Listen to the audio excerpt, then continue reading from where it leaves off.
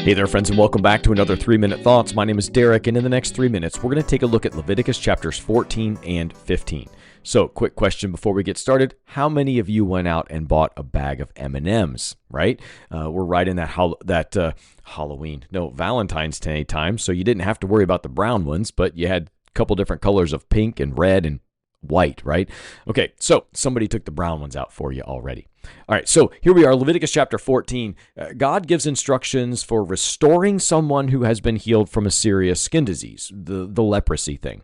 There was a rule that said if you had leprosy, you would have to yell leper when someone came near you, so you'd have to stay far away and nobody could be near you because it was a highly contagious disease.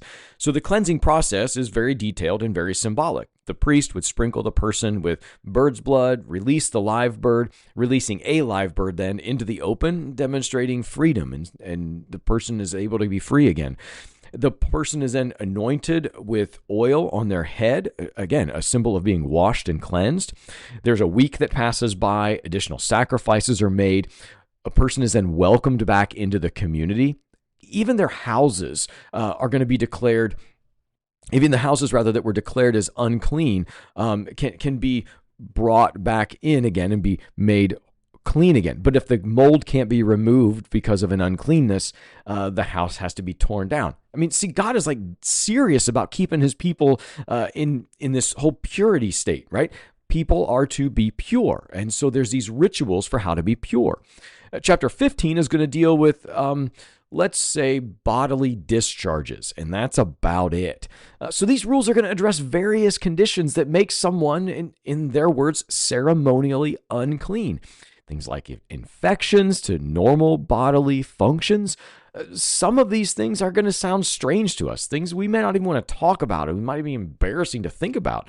But the principle is pretty clear.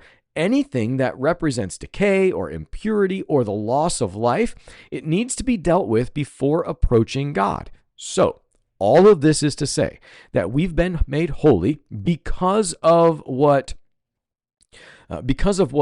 God has done for us in the person and work of Jesus. And so our application here is that it's reminding us that God's holiness impacts every part of our life, even the messy stuff, even the physical stuff. So in a world where sin and brokenness spread like disease, Jesus is going to provide that ultimate cleansing. Just like water of baptism washes us clean, now the Holy Spirit washes us clean from the inside and declares us holy. So, the ceremonial deals, we don't do those anymore, but you should still practice good hygiene, knowing that Christ cleansed you from the inside. Be well, friends.